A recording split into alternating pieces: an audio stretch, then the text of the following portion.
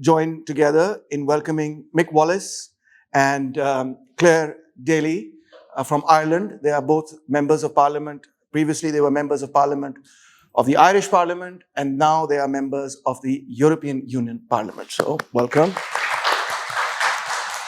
Before we go over to you, Mick, and Clare, and start talking about climate change, let me just introduce you to the students, young people sitting over here. These students are mostly people who are students who are studying media and politics with me, but they're also very interested in climate change because I forced them to be interested. We are currently in the Vice Chancellor's lounge. So this is kind of where all the faculty meetings happen. And in order to subvert the genteelness of this particular hall, I asked them, they were celebrating Halloween anyway, so I asked them to come in their Halloween costumes to the Vice Chancellor's faculty lounge. And Clare are, as I said to you, radical even by European standards, unorthodox, unconventional even by European standards. And I was telling my students how, when you go to the European Parliament, you're quite relatively casually dressed. But now, Nick told me that he goes even to the European Parliament in his shorts, etc., which is great, which is what we're also trying to do over here with respect to this faculty lounge. So, all right, let's start with what we're dealing with here. We are dealing with what scientists tell us is an unprecedented climate crisis. Do you agree with that characterization? If so, why? I think the possibility of the planet not surviving another 100 years is real. The independent scientists have been saying as much for a while now, and they haven't been listened to. Now, there's obviously scientists that would say otherwise, but more often they're not. You have to check to see who's paying them, and there's a lot of people being paid to counteract the truth about climate change. Now, the European Union presents itself as a leader on climate change, and it probably has been more proactive for a longer period than any of the other continents, but it doesn't mean that we're doing well. We pat ourselves on the back a lot about what we're doing, but we've still done very little constructively. For example, we have the new Green Deal. The Green Deal, first of all, is not legislation. It's really it's more like an advisory, a recommendation position. And is still to become legislation. We have a biodiversity strategy to tackle the huge, there's a disaster looming around biodiversity. Already we've probably lost close to 80% of the insects that are vital for food production, and we're not actually taking the matter serious enough. There's massive problems, obviously, right across the globe in terms of the impact of climate change. We're pretending also to be dealing with that, but we're not, because we have refused to go to the space of loss and damage. They threatened to do it at the COP in Glasgow last year, but two of the main bodies that stopped it were the EU, along with Timmermans, the head of environment for the European Commission. They played a strong role in undermining the possibility of loss and damage being put on the table at last. Loss and damage is where, for example, if Pakistan faces a bill of 30 billion in terms of loss and damage because of the floods recently, there's no sense in giving loans to Pakistan at interest rates that see the debt actually rise rather than recede over the next few years. And what happens is we're talking now about giving X amount of aid, a few million for this and a few million for that to Pakistan. But the truth is that the vast majority of the climate change that has been caused to the planet from day one has been caused by the developed world, which is mostly Europe and North America. And we actually are largely responsible for it. So loss and damage is where those responsible would actually pay the countries who are least responsible but suffering the most impact. And the countries in the world, like Pakistan, which has emissions of around 1% of all global emissions at the moment, ye didn't cause it, but you're the 8th most vulnerable country in the world today to the impact of climate change. And it's really important, if we're serious about tackling climate change and helping less well-off countries to come on board with the measures that need to be taken, we've got to get to a space where the developed world pays for the damage that it has caused. And it's not near there yet. I'm going to the COP in Egypt the week after next. It's probably the biggest item on the table again. Remains to be seen if any progress will be made on it. We don't know yet. But the big problem is that too often we know what needs to be done to address climate change. We talk about what needs to be done, but then we don't do it because big money interferes. Like, for example, a real simple thing. In Europe, we have a thing called the Common Agricultural Policy, and it's fixed for 7-year terms. And I was involved in the talks for our group for that. It went on for 18 months. We had about 2 meetings every week for 18 months on it. And we were hopeful that we would get a good CAP, it's called, Common Agricultural Policy. It's literally the distribution of 450 billion by the European Union to the farmers of Europe to make sure that they can produce cheap food. And obviously that's something that's bad in itself because it actually destroys the farmers in the global south, their potential to actually make a living from the land, because we're actually subsidizing our lads to produce cheap food, and then the global south obviously can't compete with it. But we were optimistic that in this CAP, all the elements of the recommendations of the Green Deal, all the recommendations of the biodiversity strategy, we thought that of all of them, at least half of them would get implemented in the new CAP, because how you distribute the subsidies conditionally on doing this and doing that. Like, for example, biodiversity, we were looking for farmers to set aside 10% of their land that they would not touch and just allow to flourish. And it would be a space for biodiversity to replenish itself. We ended up getting 4, and it was even a conditional 4. But anyway, the CAP turned out to be another disappointing CAP, and the reason being that big money and the lobbyists in Brussels won the day. Now, there's 705 MEPs in Brussels. There's over 12,000 registered lobby groups, and we reckon there's an average of 5 per group. So we've about 12,000. We've 12,000 groups. We've a minimum of about 60,000 people working in the lobby industry in Brussels to work with 705 MEPs and to try and get them to do what they want. So the big problem is it is a massive people. The mainstream media are not helping because dealing with climate change the way we need to deal with it now is going to cost a lot of money. Rich people are going to make less money from their big industry. Big agri is going to make less money, and they don't want to go to that space. It's like as if they'd rather see the planet burn than actually lose money. But it reminds me, and I'll shut up now, right? But as you know, the United States is built on a genocide of the natives of North America. They literally wiped out the native people. In the films, they call them Indians.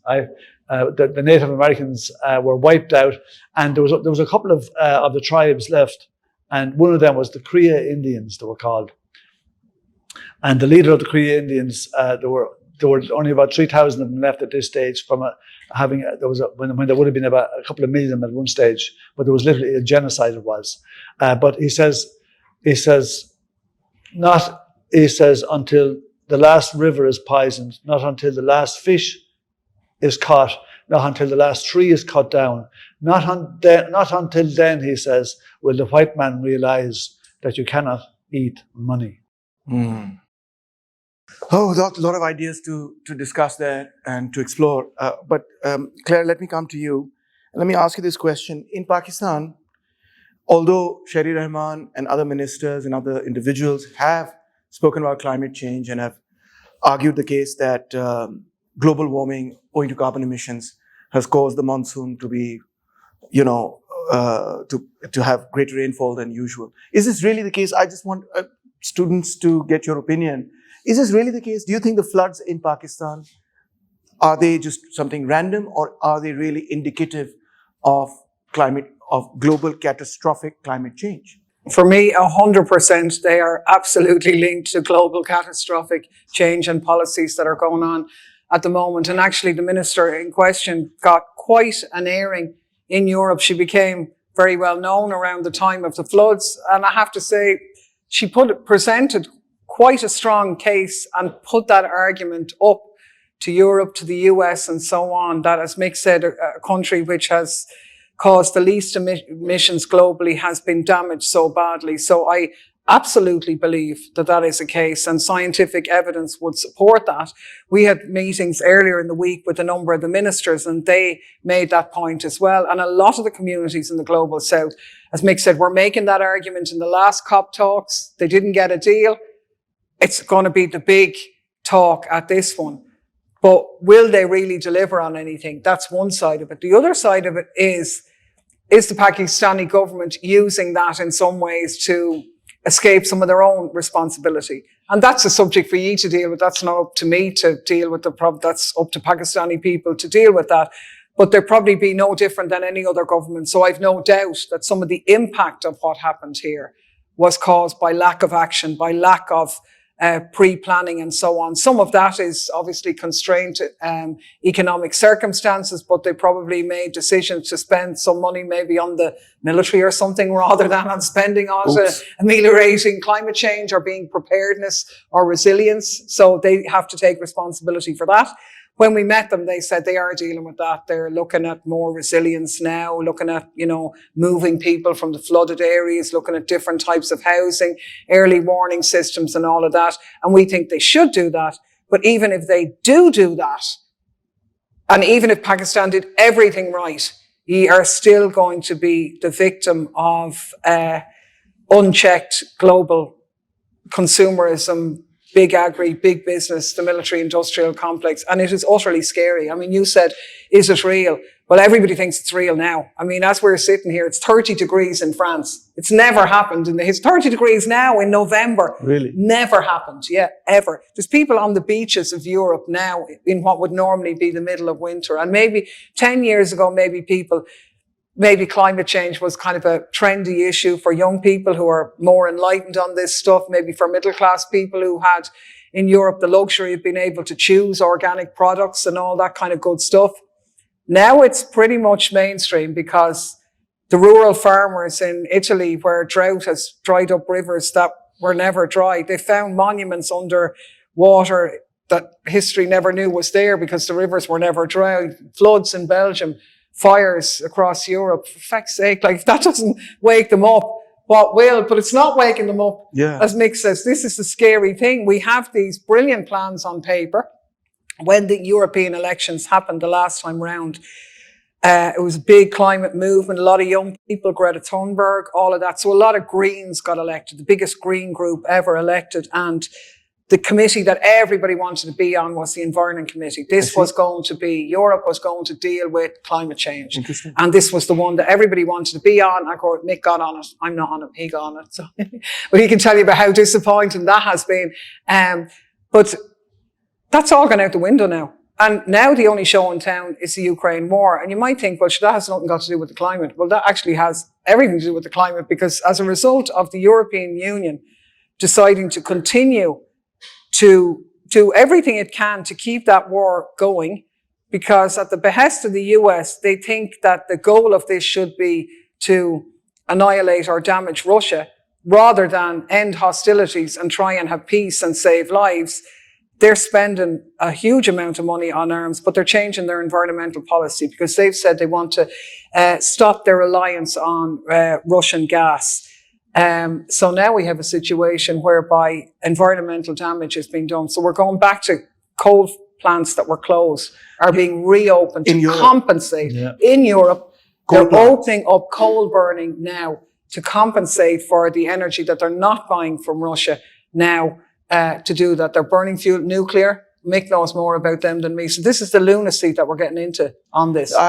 We have a German student here, and I don't think she's here today, but she was telling us that in Germany, there's no heating available anymore because of the war in Ukraine. Is that correct? Is that true? I can't believe that in Europe, there'd be people in the 21st century who are shivering and are cold. No, to the best of our knowledge, the heat hasn't been turned off in Germany yet.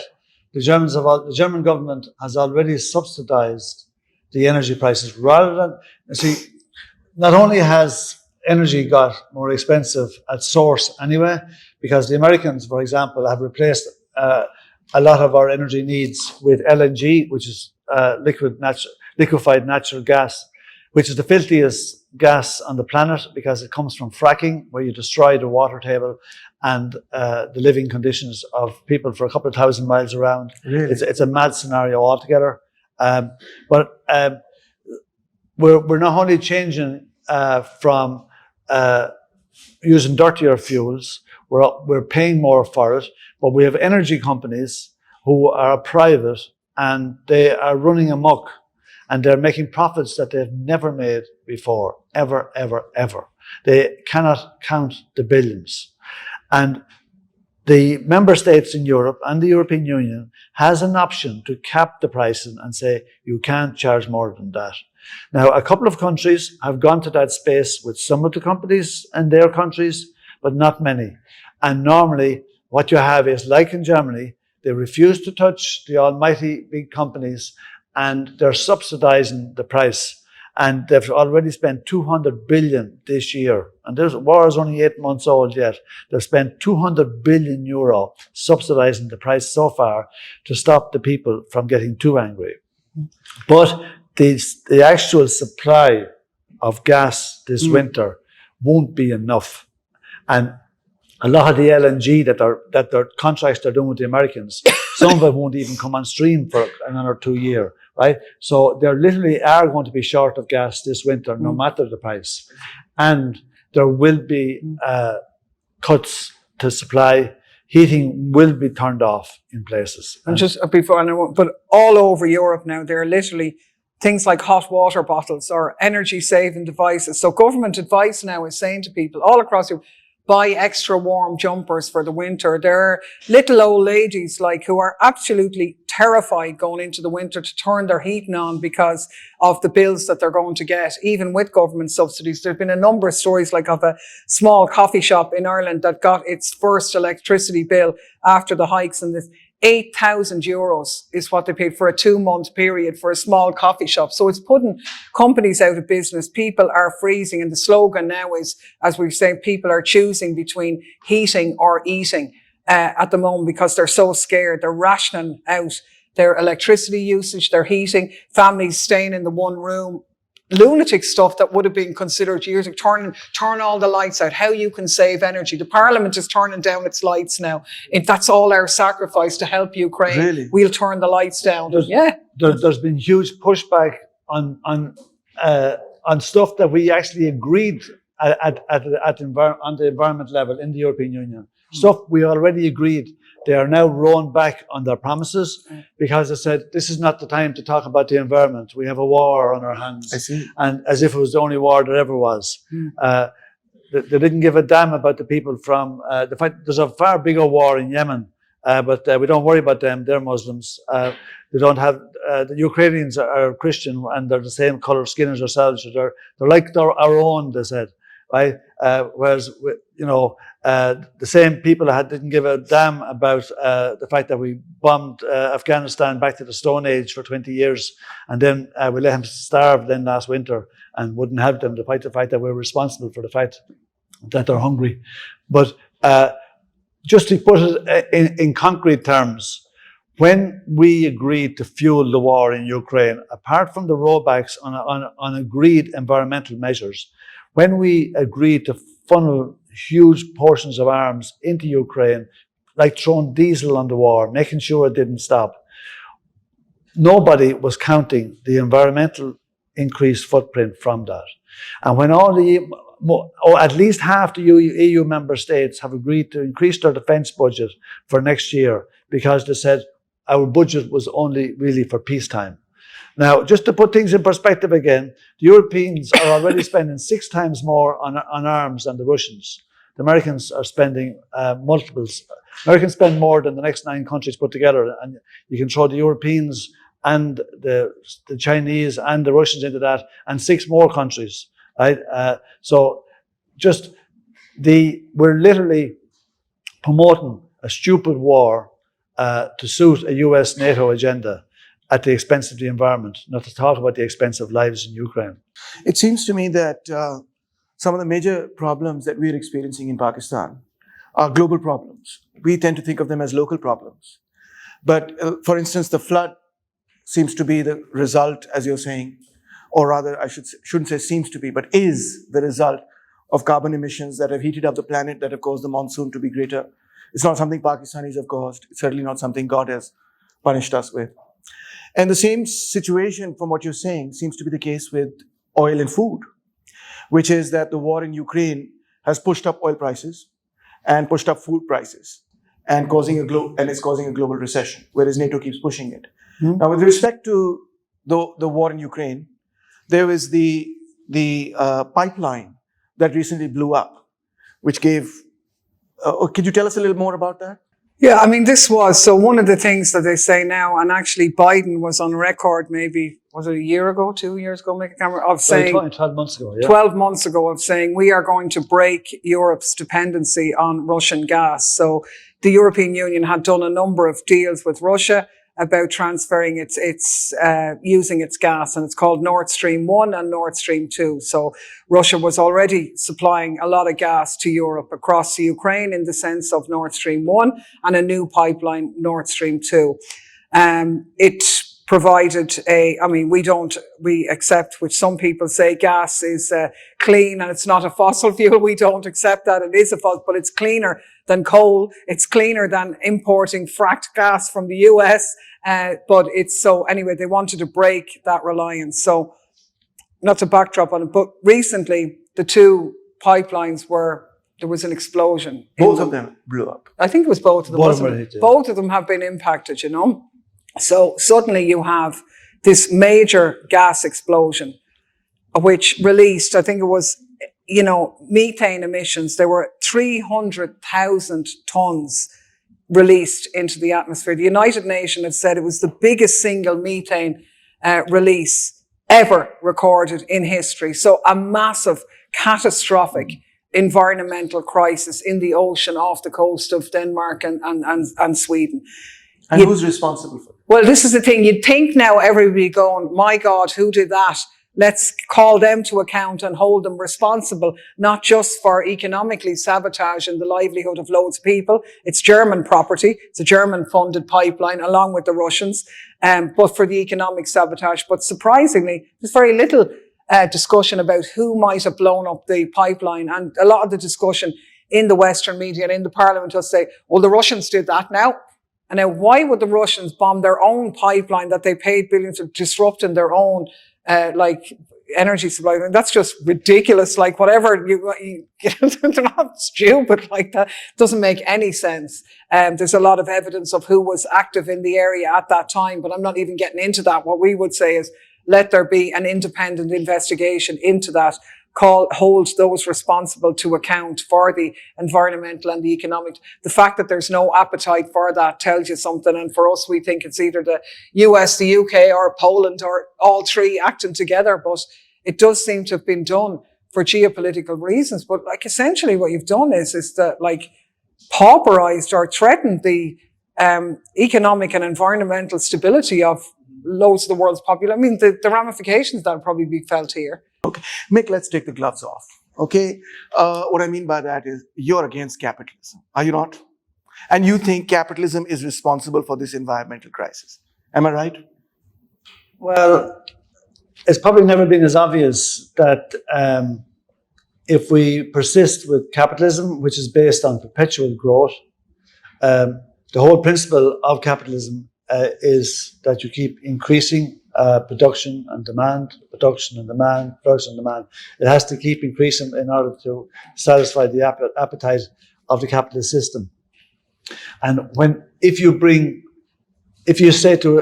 get to a place and say, right, stop, we have grown too much for the good of the planet, stop, we have to actually reverse, and we have to start going to a place called degrowth.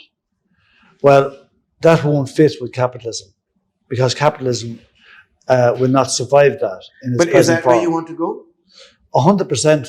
The planet is finished unless we don't address capitalism. If capitalism remains in place, then the planet is fucked.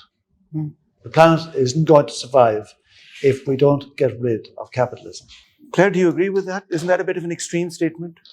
Well, it's certainly not a mainstream statement, but I believe it to be an accurate statement. And degrowth can sound scary to people. And there's this line about, oh, it's all very well now. People in Europe and America who have their fancy cars and their TVs and all that, you're just begrudging now the rest of the world when it's our time to have all that lovely consumer stuff and our choices and our gear. And I kind of get that. And actually, degrowth isn't really about personal consumer behavior. It's about the whole way in which society is structured. And the big offenders in this, like, because we have these debates in Europe about who's responsible for the climate disaster. And we say, well, the West, and that's true globally largely, but it doesn't mean Mrs. Mop living in her little house somewhere who's just about getting by, who might go on a cheap flight holiday somewhere once every 2 years. Clearly not.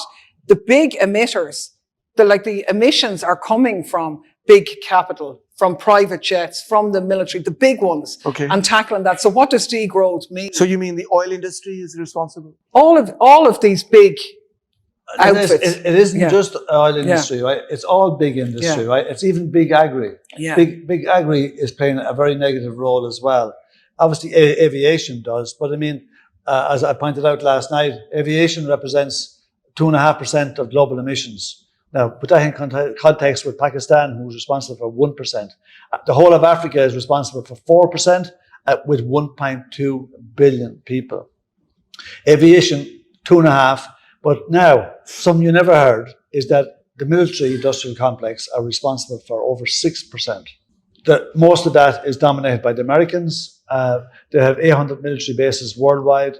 They're spending more or less more than the rest of the world put together on arms. When they're spending more, they're spending the equivalent of the next 9 countries put together. The rest, what the rest are spending is minuscule in comparison. So we have to stop the gallop of this mad, endless growth and production. If you're interested in reading on the subject, there's a brilliant writer called Jason Hickel, Hickel. He's written 2 books. The first one was called The Divide, and he explains how the world system is working, but he bases it mostly on Africa. And just to give you an example, I mean, for example, he shows how Europe, for example, gives $2 trillion to Africa each year in the form of aid, loans, and grants. Most of it is loans, right? But Europe takes 5 trillion from Africa each year in terms of exploitation of resources, in terms of debt repayments. So we're actually pauperizing the Africans still by 3 trillion each year, right? We're still colonizing Africa. Anyway, that's a separate subject. His second book, but he deals with the environmental issues in that as well. But his second book is called Less is More. And Hickel is one of the great advocates of degrowth. And he actually, if you read his book, he goes into some detail as to how you go about it. They're not huge books. They're really worth reading. And you'll get them, you'll buy them off the net. On that note, ladies and gentlemen, I think we'll end today's discussion. I want to say before you leave that if it does happen that you are no longer elected to the European Union Parliament, please come to Pakistan. Okay. We would love We to might elect have you. to take you up on that. Yeah, well, we have loved Lahore so much, and we love the Pakistani people so much. We plan to come back as soon as possible. Absolutely wonderful. But it is really, whether we agree or disagree, it is really refreshing, in my opinion. I don't know if all of you agree with me, to at least hear this sort of straight talk rather than all the glitzy buzzwords and language that, sort of hide and obfuscate so much of what is going on in the world. Thank you for your brutal honesty and for waking us up and waking up the world. Thank you so much. Thank you. And last but not least, you're always welcome to come to Pakistan. Thank you. And next time we'll wear even scarier costumes. Excellent, excellent, yeah.